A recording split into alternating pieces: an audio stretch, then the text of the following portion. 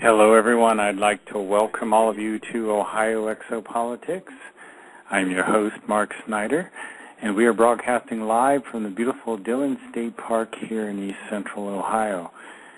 And I'd like to remind all of you to please press the follow button if you haven't done already, and then in 1 hour prior to each show, you'll be notified. The music you hear on Ohio Exopolitics is performed by your host, and CDs are available on request. Tonight we have Sheldan Nidle. Sheldan is a fascinating guy. He's a contactee with several different groups in the Star Nations. He has some very interesting material, both DVDs and books. One I've been listening to lately is called Lemuria, Fact or Fiction. We've had Sheldan on the show several times, and it's always great to speak with Sheldan. Sheldan, how are you this evening? I'm doing okay. How are you, Mark? Well, it's good to hear your voice. How's the weather in California today? Hot. Very hot. About 98 today. Oh, boy. So you guys are getting a little roasted, huh? Yeah, thank God for air conditioning. You have another webinar coming up, don't you? Can you tell our listeners about that? Sure. On Sunday, August the 21st, from 12 to 1:30, and on Thursday from August the 25th from 6 to 7:30. Those are all Pacific Daylight Time. We're doing one that's simply called Ascension Training for a New Earth, and in that we'll be talking about your new role in the solar system, Star Nation, creating a new Earth, and what will the new Earth and our solar system look like. So I think it'll be fascinating for people who would like to sign up and register for it. As I said, it's on Sunday at 12 Pacific Daylight, and again on Thursday at 6 o'clock Pacific again. And of course, it's from 6 to 7:30 and 12 to 1:30. Sheldan, on our last show, you mentioned that you had past lives in the Sirius star system, and I want to play a little clip and then get you to talk a little bit about your past lives on the Sirius star system. Listen to this. It would be kind of interesting.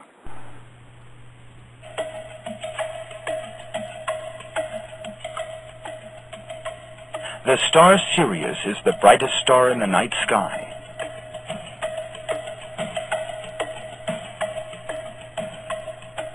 Astronomers have calculated its distance from us at being 8.5 light years.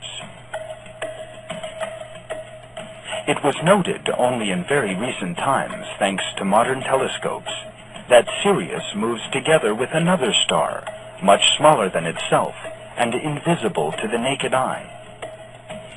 Scientists call this two-star system Sirius A and Sirius B.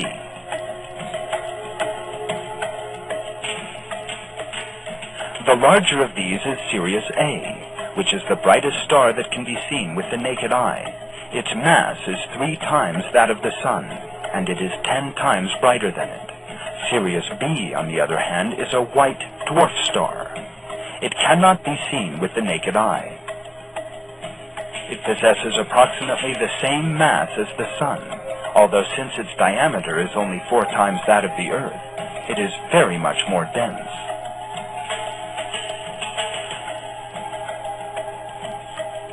The stars in the Sirius system are heading towards our direction at thousands of kilometers an hour. The duration of the rising of Sirius on Earth's horizon is exactly the same as our solar year. Sheldan, are your contacts from Sirius A? No, they're from B. From B? B, and there's also and I know others. Go ahead. You've talked about them a little bit. They're very tall individuals. Their motherships can be hundreds and hundreds of miles, in both in width and height. And could you tell us a little bit about your past lives on Sirius and what that whole culture there is like? Well, the culture is what I describe in my book, Your First Contact, which, of course, is a galactic society. Galactic societies are basically divided into a number of major groups which are called quote-unquote clans, which is the closest word that is equivalent to the word that is used. So we call them clans. And they break down to what I like to call at the bottom of it a podlet. And this is usually a group of about 16 to 64 individuals. And they really act like an extended family. Most of the ones that I have been associated with or know about are 64 people. And you learn from an early age that you are part of a system in which you have sovereignty, in which you have talents and abilities, and that you will be allowed during the course of your lifetime to express these, and that as you grow in wisdom, you have the ability to spread that wisdom not only among your own self in what you do during the course of your life, but among others. And they have a thing called the laws of the 1, the 2, the 3, and the 4, which basically say that the reason for your existence in any particular lifetime is for two things. One, to learn more about the very nature of what life is in reality, and secondly, to understand the wisdom of the energies of creation. So you begin in each lifetime with a set of various questions, and this is the life contract, and you work it out during the course of that contract with others that are basically those in your podlet, and also working all the way up to the clan, which has councils, and at the top of the planet's clan council system is a kind of an honorary or merit-oriented system where older individuals are able to come together and use their wisdoms collectively to help others on the planet to achieve ways and means to solve any particular problem that may arise in the society. So you look upon yourself as being an individual that has a purpose, and that you have a basic responsibility to interact with other people, not only in your podlet, but in your clan, but also planetary, to solve problems, to discover more and more who you are, and to discover how you can interrelate with others. So the society is really one in which you are growing in wisdom, growing in knowledge, interacting with one another, understanding the nature of the life force that's within you, and using that wisdom to get more and more able to use who and what you are to make the planet better. So, and also that also has to do with the Federation. The Galactic Federation is made up of both humans and non-humans, and the human aspect, which in our particular case the Syrians are there to do one thing, which is to use their spiritual energy, their spiritual knowledge, and their wisdom to help the entire galaxy get itself to be better and better. And so the society is based upon joy, because you do all of this because you are doing it out of a deep inner joy, a deep inner responsibility. And as this joy and responsibility grows during your lifetime, you get more and more into the wisdom of who and what you are, and the wisdom of how the divine plan is unfolding, not only on your world, but throughout the solar system that you're in, the star nation that you exist in, but also throughout the galaxy, and also throughout ultimately creation, because what life is about is interacting with one another to bring greater and greater light into the realities that you exist in. So it's an entirely different life. There's no such thing as monies. There's no such thing as want.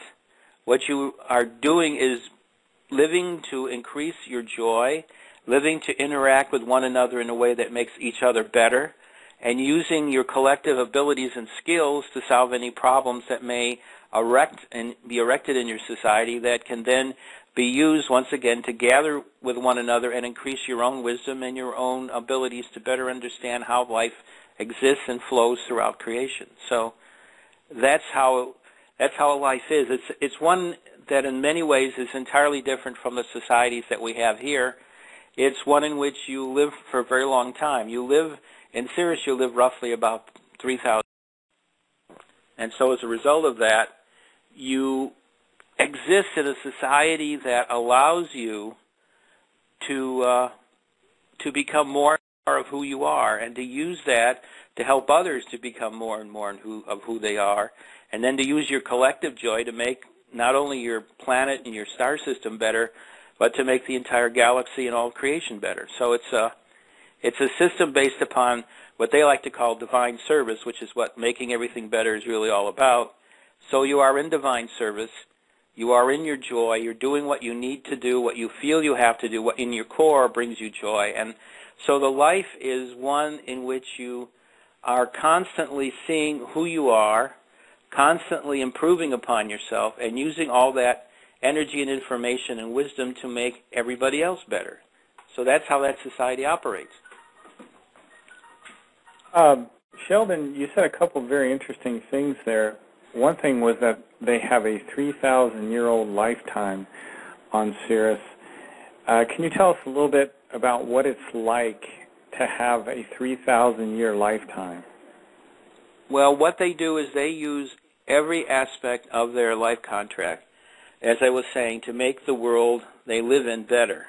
And so they interact not only with themselves, but with the planet that they are existing on, with the solar system that they exist in, the star system that they are a part of, and they also use their spiritual energies to make the entire galaxy better. So they are constantly moving between being within their own world, understanding the energies of their whole world and what their energies are about. In the case of Sirius, there's the Great Blue Lodge, which is all about wisdom and imparting this highest levels of spiritual energy to the entire galaxy. So that's what a lot of the whole culture of Sirius is about taking this divine spiritual energy from the Creator and spreading that energy throughout all of creation, and initially throughout this entire galaxy. Is there a concept like competition in that society? None. There are no competitive games. There is nothing at all that is about competition. It's all about who are we as a group, and it's not about ego. It's about learning who you really are and taking that energy in divine service and using it to make the world around them better. And this is a very key point. And this is something that as people get it deep down into who and what they are, they begin to see and feel as you get more and more spiritual, more and more conscious, more and more aware, you begin to see how service and helping one another and learning to better understand who you are is really the basis of what each lifetime is about. It's not about who has more money, who is more powerful or anything. When people really get into the wisdom of it all, get beyond the facade of what we are, they begin to see that there are more important things than money and power. So, Sheldan, do you think competition is a problematic thing in our society? It's something that has existed because when you get into limited consciousness, you get into a limited conscious reality. That reality is all about survival. And because it is, and because we have been put in a reality that emphasizes that, our societies from the beginning were based upon certain aspects of competition, whether it's for food, procreation, or whatever. It's about power. It's about being more able to succeed at certain things than others. It's a competition.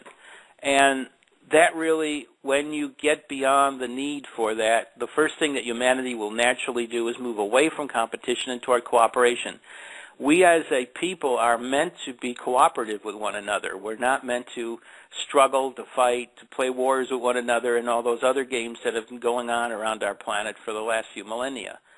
We are actually ending that. We are now in a spiritual renaissance that is bringing our entire planet into a whole new reality, and that reality is one in which we look upon each other as sovereign beings who have basic rights, and that we understand that these basic rights are not to be abused. We have basic responsibilities.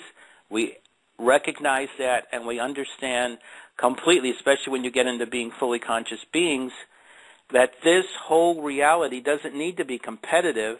What we need to do is to use our collective abilities to create within our societies the best possible series of circumstances to help one another to achieve what their purposes are in each lifetime. And that's something that people on this planet, as they become more conscious, are beginning more and more to understand as a basic aspect of what we really are as quote-unquote humans. Sheldan, one of the things I've learned over my studies here is that we are all one, And I think quantum mechanics kind of teaches us that. Do the Syrians talk about quantum mechanics at all? They've kind of gone beyond that to a spiritual science, and that spiritual science is based upon the fact that all energy is infinite and that it can be used by the mind. The mind actually is the most powerful single thing in the entire universe. And when we learn that our minds are really a greater mind that also has the capability in each one of us to act as a being, a unit, we understand that we can operate at two levels, which is the greater oneness mind and the mind of ourselves as an individual. And we begin to see that we can actually move between those two realities very easily. And that's what a fully conscious being does, is understand that they are at one part of this great collective of life that has been set forth by the Creator. And at the second one, they understand they are an individual that has a certain basic part of this great wholeness to live in, to use it so that it can become as fully potentialized as any other aspect of this great wholeness, so that you become able to contribute to whatever is needed to collectively, using our creative abilities, our mind, to make the world, the solar system, the star nation, or the galaxy, and finally all of creation as best as we can possibly make it. Or say is good. Probably a better word. I think it was Erwin Schrödinger that said that entanglement is the property of quantum mechanics that is very, very strange. In other words, all things are connected in some way, and this is the basic truth about the fabric of our reality. And I wonder if you could comment on that, the fact that things are connected in some way. Well, what we have is a giant morphic field. This morphic field is everything. Morphogenic field, is everything. When you look at the morphogenic field, you see that it has within it all the possibilities to create each one of us.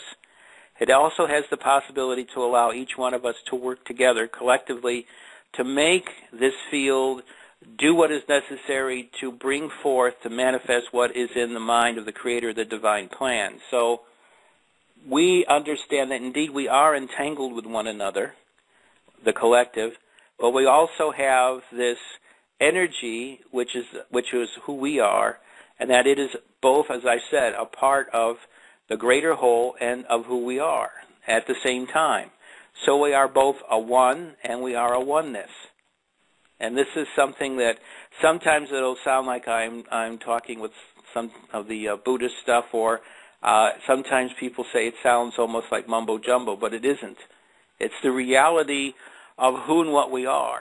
And when we begin to fully understand all of this, that's why a lot of scientists who initially got into the whole process of understanding quantum wound up turning deeply into Buddhism, because they began to see indeed that there is this oneness, that there is indeed a need for us to operate in creating a greater good, that we have within us a way of the manifold paths to creating this goodness, and that we have a spiritual ability, our mind, which can change things. So just as quantum understood that experiments that you're observing, that the observer is also taking part in the experiment, in other words, there's no such thing as a neutral observer. Everything in the reality affects everything that makes up that reality. So when you're looking at an experiment, it's impossible to separate the watchers from the watched. So the result of all of this is this quantum mechanics, as it moves further and further up in understanding this process of change, learns that there's a thing called consciousness. Consciousness is simply the mind, and the fully potentialized mind is what I call full consciousness. Full consciousness allows you to work as one within the God mind of creation, and at the same time understanding that you are not only a part of this great God mind, but that you have an ability to contribute to what this God mind is doing, which is called the divine plan. And so this is what we are all now looking at. We are kind of like, to once again use the analogy of Buddhism, we are kind of like Buddhist priests sitting in meditation, looking at the universe, and asking ourselves one question: how do we react to it? What is its reaction upon us? And what is the result of all of that? And understanding that simply by doing that, the universe is reacting to us, and we are reacting to the universe. We do not need to do things in ways that the Western world looks at. We can be in different realities at the same time. We can change things around because we have a mind. This mind can do just about anything. It can make water appear. It can make water that's dirty clean. It can change the energy in water, and we are mostly water. So that means that we can also change our bodies at will. We can move from place to place. This is what, when we're fully conscious, we have an integrated light body.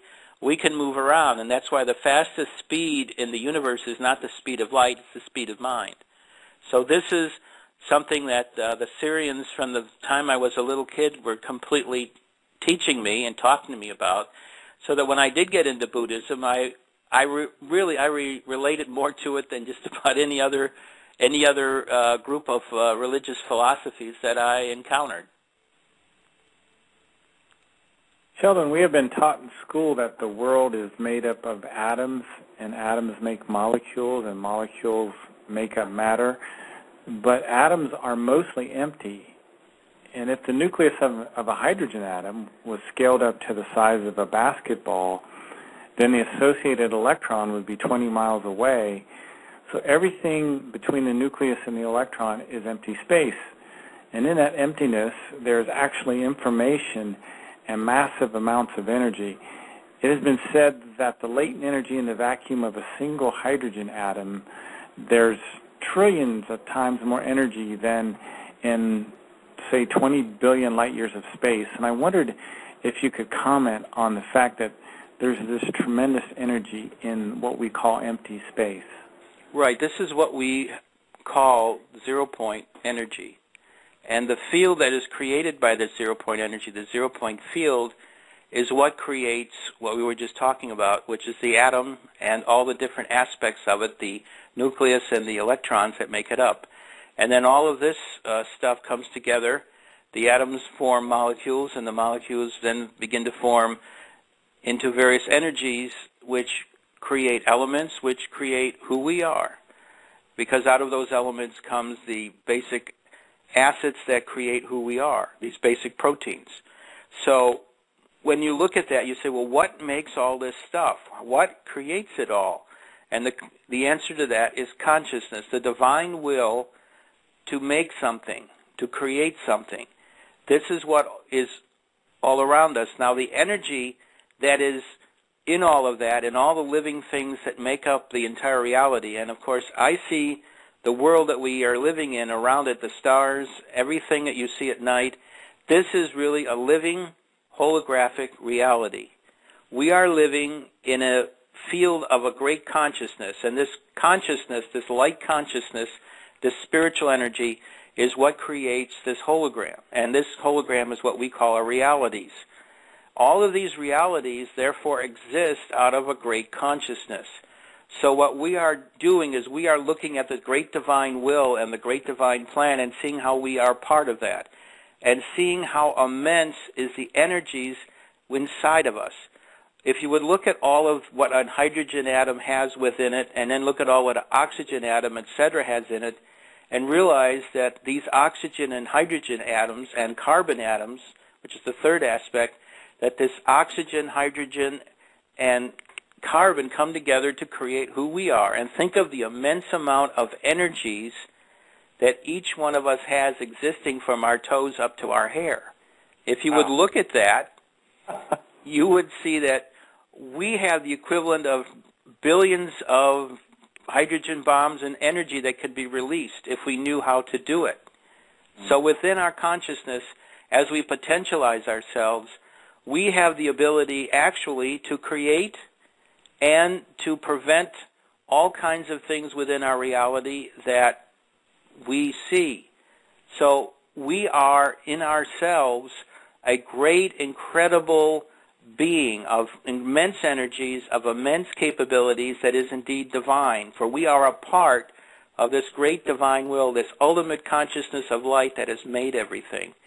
So if we look at all of that, and we just see it moving, because basically what energy is about is light in motion. So as we look at our energy, as we look at this great light, most of which we can't see because its frequencies are beyond what our eyes can look at right now, all of this is around us. And if we look at it that way, we begin to see that there's nothing to be afraid of. Because fear is a false emotion. And as we look at all of this around us, we understand that the basic energy, then, that creates all of this is love. And the basic energy that creates love is about divine grace.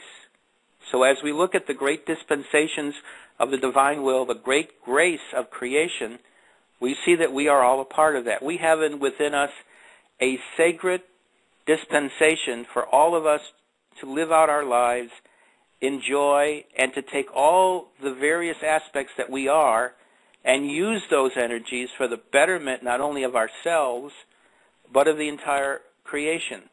So this is what the Syrians are very much about. They are very spiritual people. They are all about divine service. And since I was a little kid, when I was among them daily, I learned a great joy, a wonderful, magnificent ability about service. And so to me, the world I lived in was this crazy, weird world, and the other one was like heaven. It was about people in service, this great energy of consciousness, of creation, of taking light and making it into all the things that are needed in order for people to survive in a physical form, and using that energy to create better and greater things throughout this galaxy and throughout all of creation. And so I saw all of that, the love, the light, the divine grace, and I saw a world that I really wanted to be a part of. And when I was in Sirius, this is what you are in the middle of all the time. You are basically swimming in this energy of divine light and love all the time. And what it's about is, who are you? How can I best use the energy and wisdom that I have within me to make everyone around me and the entire universe better, to unfold the divine plan in the way that it was meant to be done, and to be able to actually talk and understand that energy. Sheldan, I want to shift gears for just a moment. You have a tremendous amount of knowledge about our moon, and I'd love to hear you talk about the history of our moon. In the Disclosure Project video, there is a technician who is named Carl Wolf, and he gives a short speech where he describes seeing photographs from the moon that show towers and mushroom and spherical-shaped buildings, and he saw these photographs at Langley Air Force Base in 1965. Let me play this little short clip, and then we'll get you to comment on that.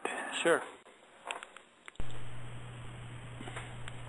My name is Carl Wolf, and I was a precision electronics photographic repairman with a top-secret crypto clearance in the United States Air Force. I was stationed at Langley Air Force Base in Virginia. In 1965, in mid-1965, I was loaned to the Lunar Orbiter Project at NASA on Langley Field. Dr. Colley was in charge of that project. They had problems with a piece of electronic equipment that was bottlenecking their production of photographs.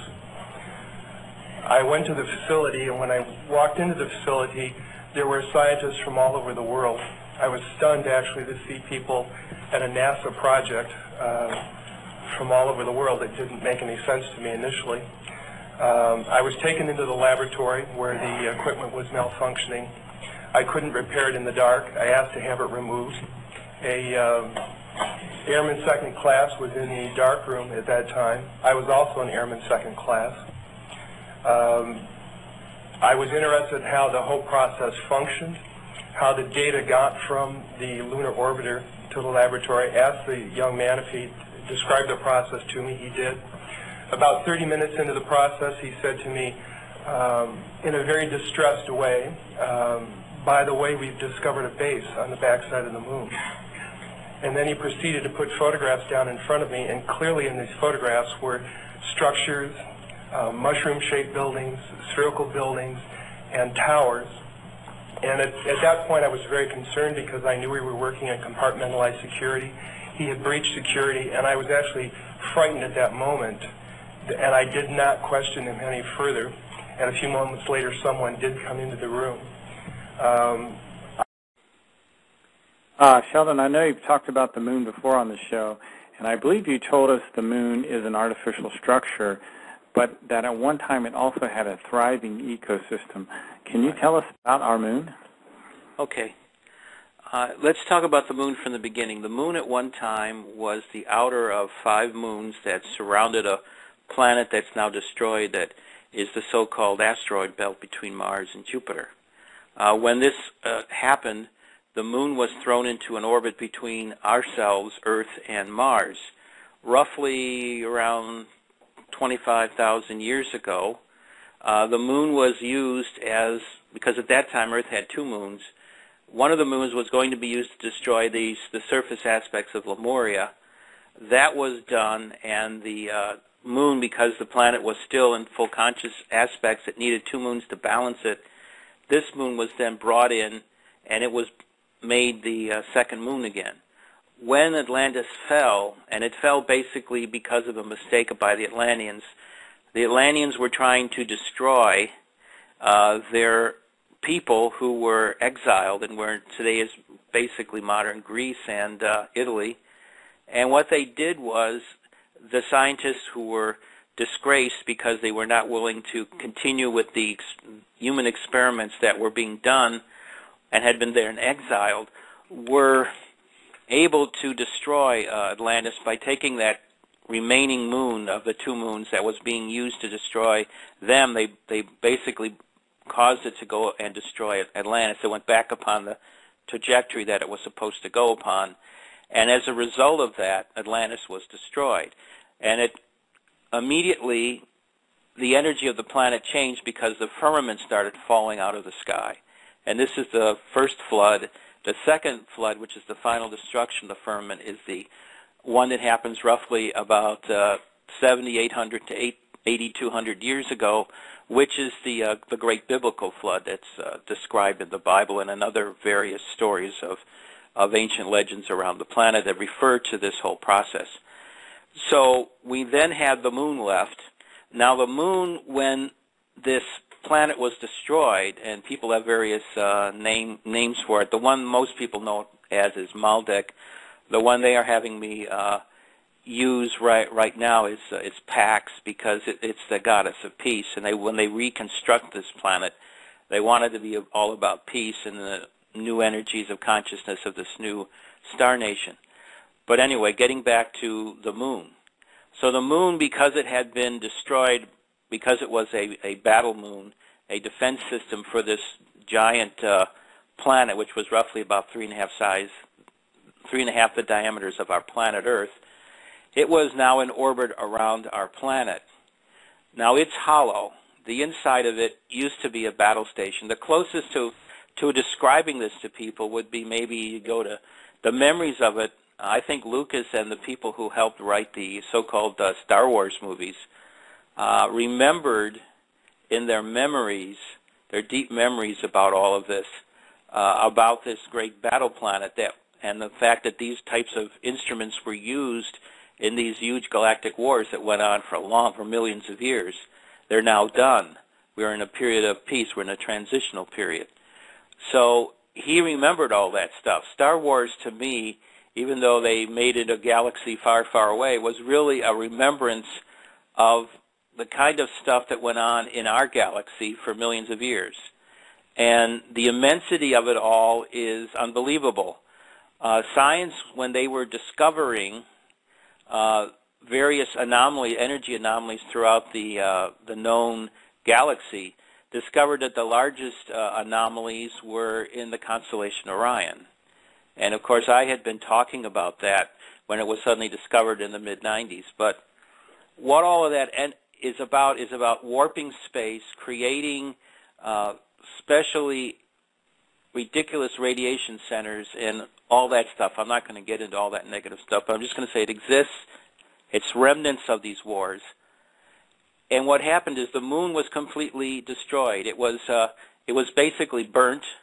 But what happened is over the period from the ending of Atlantis to the present, both the dark and the forces and the light forces used the moon for bases.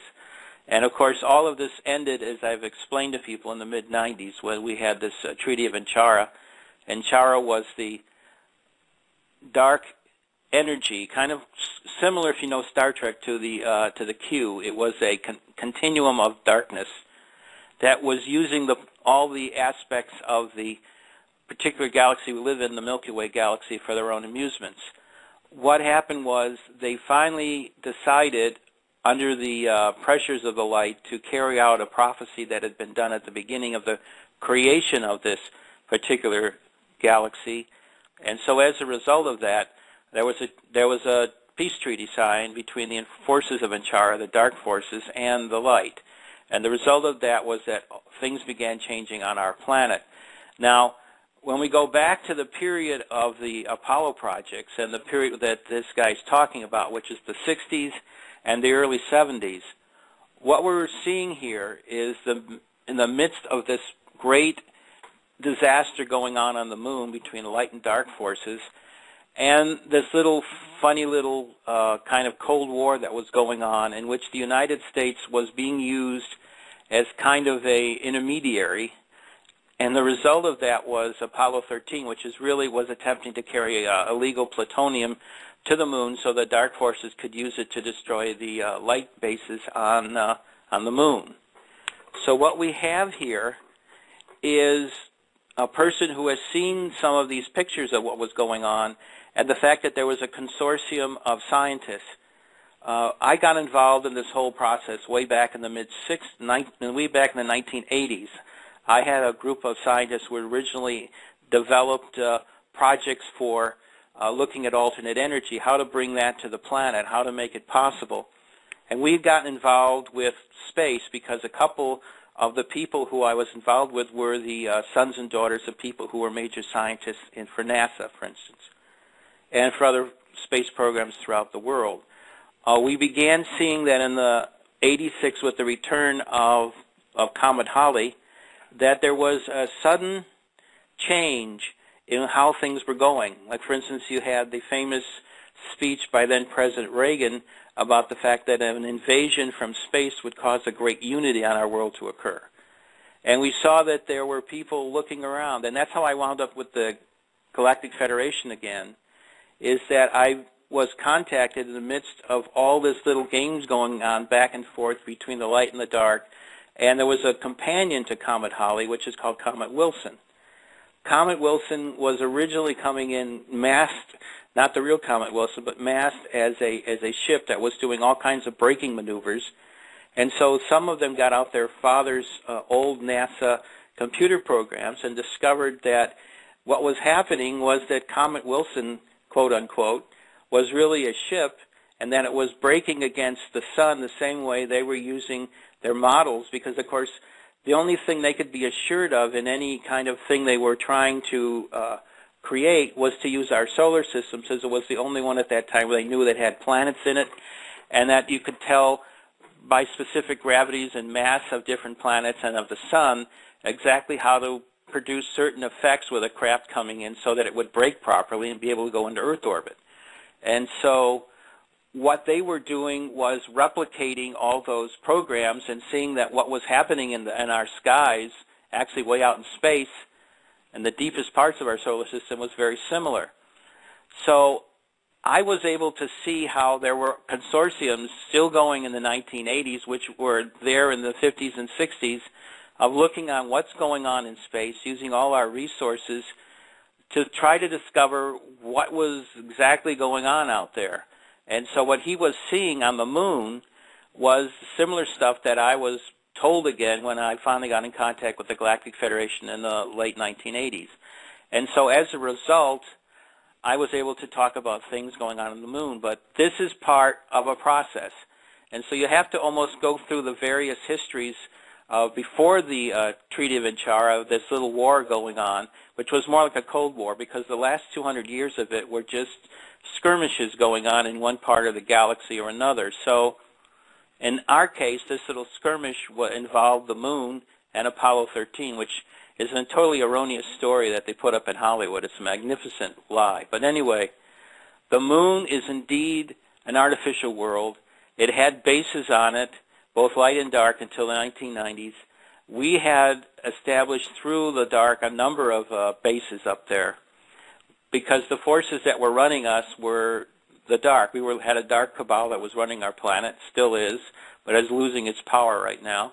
And as a result of that, they were more allied with the darker forces of this galaxy and were being used by them as vis-a-vis the moon. So the Apollo project really had two basic differences from what was announced, which was, one, they were attempting to help the dark extraterrestrials, and two, they were trying to use that to gain certain advantages about the nature of the moon and about the nature of technologies that could help them in maintaining their mastery of the planet. So that's really what, in a nutshell, and I've left a lot out. I mean, I could talk for half an hour to just get everybody up to speed, but what we have here is just that. From a point is, yes, he was telling the truth. The Disclosure Project is explaining to people the vastness of what these dark operations, these deep secret operations were actually doing. Well, Sheldan, what I'd like to do now, if it's okay with you, is I want to play some short background music, and then you can take a break and fill up your water, go to the restroom, and everyone can kind of relax just a little bit for a couple of minutes. And then when we get back, we'll pick back up. Is that okay with you? Sure.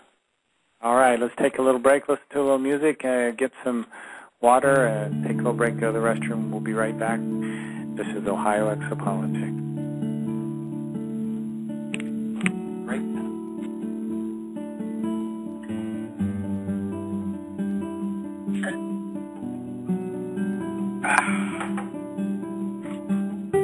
Break. Yeah,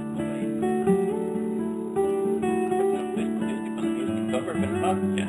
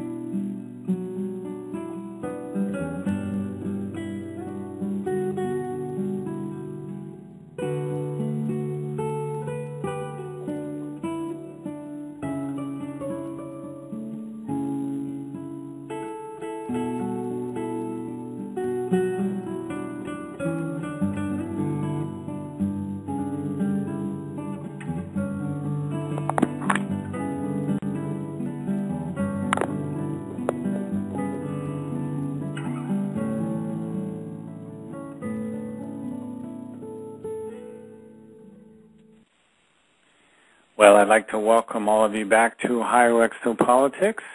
I'm your host, Mark Snider, and we are speaking with Sheldan Nidle.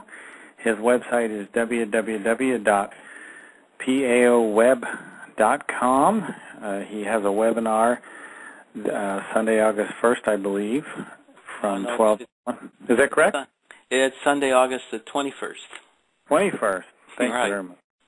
That would make sense since August 1st is already gone. Right. 3 weeks away. Anyway, I wanted to pick back up where we were talking about the moon, and you said something about illegal plutonium being taken to the moon during Apollo 13. Is that correct? That's correct. Can you tell us a little more what that was all about? Okay, the story of Apollo 13. I will now get into that. What basically happened with that was the people who were, I'm going to say that I'm going to give the crew because I've never really asked about them in this, because I've always believed that they were slightly innocent in that they just were doing what they were told, and they probably really didn't know the nature of what they were doing.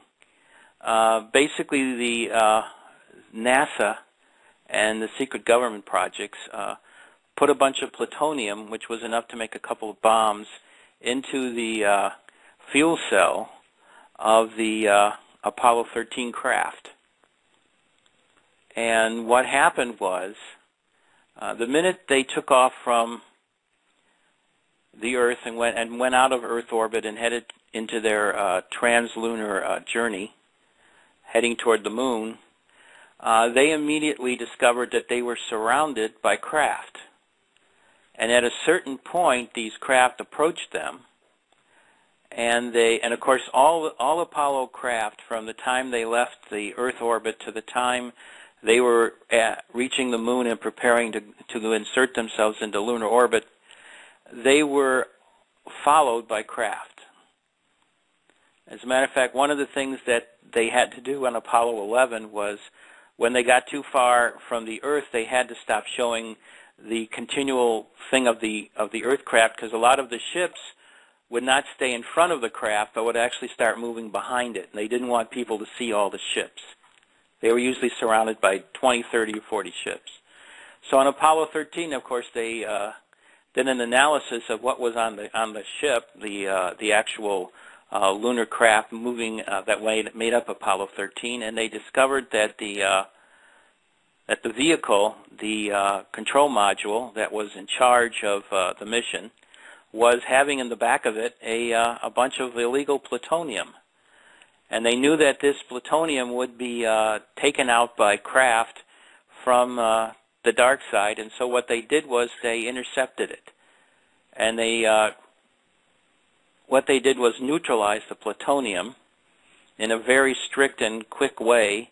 And so as a result of that, they neutralized the fuel cell. As a result of that, the craft immediately lost power. What happened was that they immediately put the ship into a holding field, and that this field then led the ship around the moon, making sure that they maintained basic life support functions, and took it around the moon and took it back to Earth, and allowed it to go into Earth orbit and then land successfully, because they followed it down until the chutes were opened. And so that's really what happened. They describe the basic effects of what occurred, but they don't describe the reasons for what it really happened.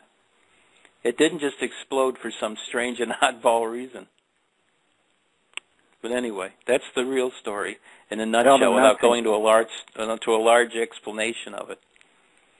That is incredible, Sheldan. I want to try to give a quick shout out to the chat room. You've really packed them in tonight here. I want to thank Anastasia 1, Are We There Yet? Brutus 3, Captain BB, Hawkeye, Dale Ray 19, Dancer 936, and let me scroll down the bottom here. Mziah, Invalid Request, Janet L. Jess 72, John May Liz, Jolene, Goose Tooth, EB, MD Hutch 99, Papa JBRD 47, Robert Smith 1, Ron Rubik's, ST Michael, Songstress, Hard Spirit Guide Unites. They're here, Thunder 13, and over 100 guests, I think. Sheldan, thank you. Mm-hmm. We've got 147 users in our chat room. We've got several callers. hang in there, guys. I'll bring you online soon. But, Sheldan, I have heard that 1 pound of plutonium could give everyone on the Earth cancer if it was spread out evenly. Right. Plutonium is actually one of the most dangerous elements that has ever been discovered and collected by humanity for whatever purpose. Most in the case of creating bombs and then creating the explosive capsule for creating hydrogen bombs. So this is not a good thing.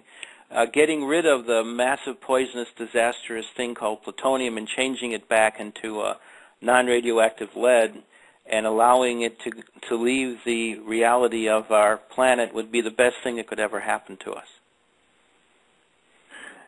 And Sheldan, how did you learn this whole story?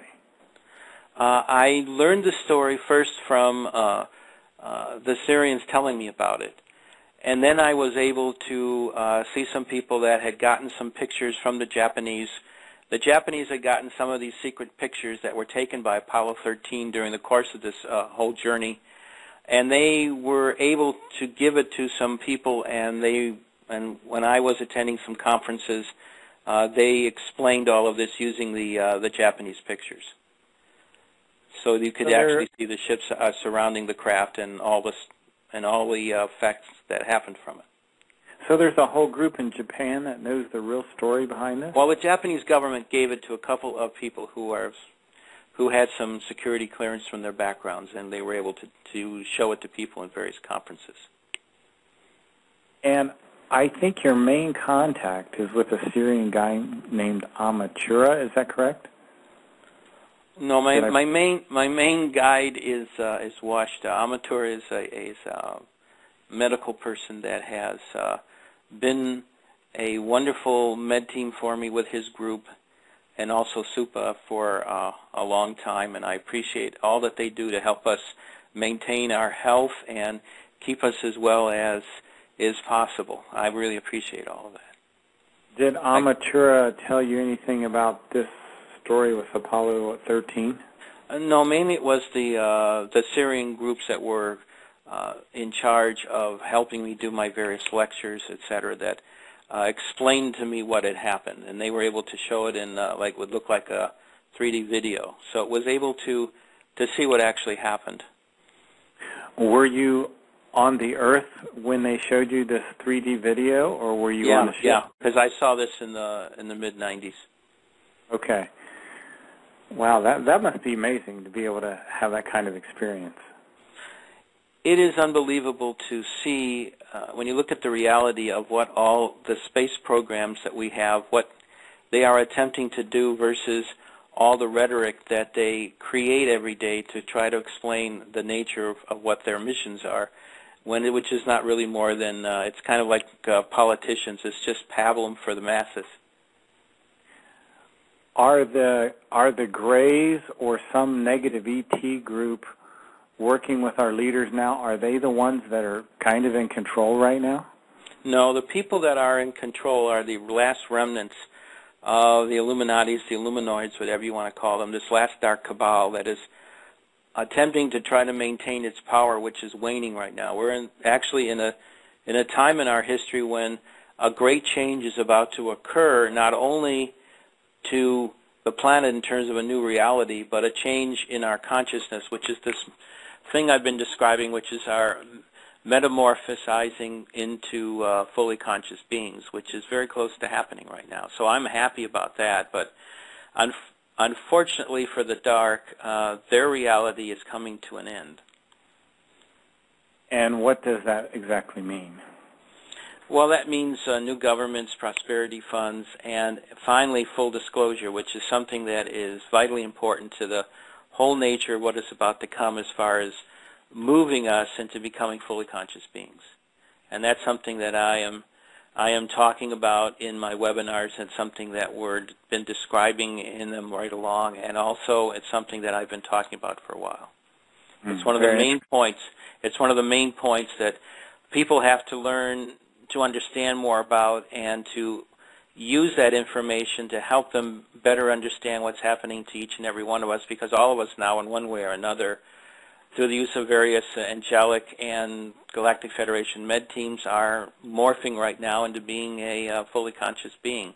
We're into I call it the pre-process before we get the rapid finishing up in these metamorphic light chambers, which will finally change us into being fully conscious beings. So do you think we're going to be seeing these massive ships anytime soon? I think we're close to the first phase of this, which is government change and disclosure, which is really the beginnings of this whole process. So I see that as being very, very close right now in our reality. So I'm very happy that we are approaching that because, of course, our planet right now, our society, is in the process of a massive governmental and economic collapse. We have so much debt and other things that we have relied on to maintain our economy that are no longer viable, that it's pretty obvious that we are pretty close to a massive collapse and that something has to be done to prevent some kind of a massive disaster of proportions that would make the era of the Depression of the early 30s seem like nothing. Sheldan, I've got a caller on the line. 217, state your name, where you're calling from. This is Judith. Hi, Judith. Sorry to keep you waiting so long. No, that's all right. Sheldan, I really have enjoyed hearing you speak. And I wanted to ask you, I have noticed since like 2009 and probably before that, maybe starting in 2007, that all of a sudden, and this happened as well to my daughter and her fiance, where you are brought to like an absolute stop in your life and you can't seem to go forward, you can't turn around, you can't seem to do anything, but you are stopped so that you progress spiritually very rapidly. Mm-hmm, mm-hmm. And what we are finding, it's like a silence that has enveloped you, like you're standing within a vacuum, and at times you are like transporting through a portal, through a veil where you are, like you said, in the other side, you have transferred into the other realm. And this realm is where nothing matters, that not a single thing matters, whether it's furniture, whether it's food, whether it's clothes, whether it's money, nothing. All of that drops away. It's like you had a cloak on you, and it simply fell to the ground. Right. And this revelation is opening up and coming to you. Mm-hmm. A lot of people are having similar types of feelings. We're all going through a massive change in our reality, in who and what we are. And we're getting to realize that what we are is something much greater than being a limited conscious being, and that we are meant to be a fully conscious being, a physical angel, an incredible being of light, and that's where we're going, and that every so often, like you just said, we get these little glimpses of this massive other reality that allows us to get a better understanding of where we're going so that we don't feel panicked about it. We actually have to say to ourselves, we are going to a great era of light, a great era of control of our beingness.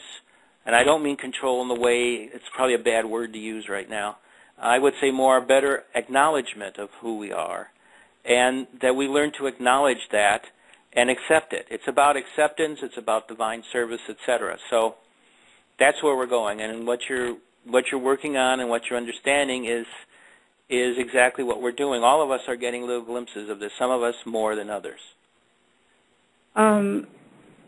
In other words, the Syrians are the good people. Right, exactly.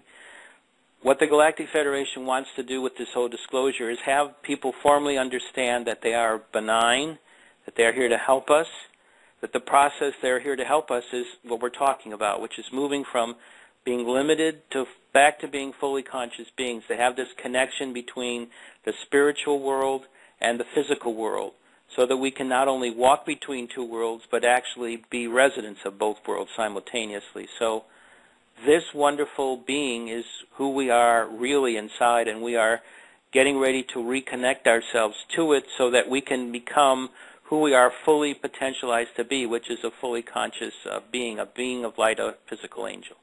It's the total opposite of what we're doing on this planet right now, because what we're doing right now is all based on ego. Right, right. And as you said before, the achievement or the overpowering of another human being to gain your success. Exactly. That's something. When I was a little kid, and the first things they told me was they consider our society right now to be upside down and backwards. So they understand that our society was set up in a certain dark mode, and that this mode has to be changed as we become more conscious to be more like the world that they know and understand, because the world of light is the world where we normally travel in and we normally feel at one in, and that's where we're returning. Have you noticed that there are, in spite of the light coming, there are more people being killed by other people all the time? Or, you know, it's like people suddenly become possessed. Well, there are some people that are relating more to their learning in the dark and are desperately trying to understand the dark. But as far as more deaths, there may be more people, but actually the world is getting to be less and less violent as far as people to people go, and I'm going to exclude wars and all that stuff, because that's organized violence, and it's something that occurs not because people are doing it to one another, but because governments under basic control with dark cabal are creating immense disasters of death and destruction around certain parts of the world, of which the two most examples that we will know as Americans is, of course, Afghanistan and Iraq.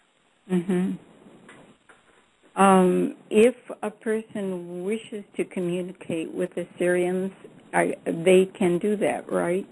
Ask for it. If it's meant to be at that particular time, if you are ready for teachings, etc., it will happen. If you're not quite ready, it won't. So just do it, and if you get discouraged because it doesn't happen immediately, know that as you work in the light, it will become more and more viable, and just don't give up. The frustration is not what this is about. It's about understanding that as you work, you reach certain levels, and then your knowledge becomes one where this exchange can occur. So just be who you are, work in the light, grow, and know that all of this energy is there waiting for you.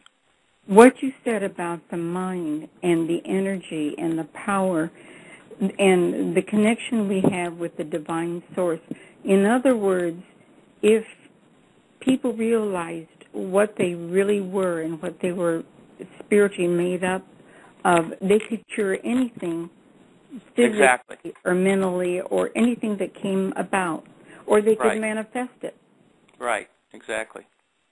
Do you have a book on your writings or your beliefs? Right, I have a book called Your First Contact. It has has my story in it. It has the whole basic materials that I use, and it's the best thing to get, because it will tell you all about the Syrians, it will tell you all about heaven, it will tell you all about the Galactic Federation, it will tell you about Galactic Society, it will tell you about the law of the four laws, etc., etc., etc. What you need to do to get that is just go to our website, which is www.paoweb.com, and just look for the books and just order them. Just where it says consciousness products, just go down there, consciousness tools, and just click on that and just find it and just order it. All right. Well, okay. I so appreciate very much talking with you. Thank you for calling. Thank you. Thanks, Judith. I always appreciate your calls. Okay, Sheldan, I know we're a little bit over time here. We're 5 minutes over time. How are you holding out? Do you want to keep it to the hour? Yeah, I want to keep it as close as possible. I have things to do today. I understand totally. Well, I want to let everyone know that we've been talking with Sheldan Nidle, and his website is www.paoweb.com, and he has a webinar that I believe is Sunday, August 21st. Is that correct? Right. That is correct, Mark. And we've got a couple more callers on the line. Sorry, guys. We're going to keep it to an hour tonight. I know, Sheldan, we could probably talk forever, but we all have other lives and things to take care of. I want to thank you for coming on the show again, Sheldan. It's always great. Well, thank you for having me again, Mark. Thank you very much. All right. Have a good evening, sir. Well, you do too.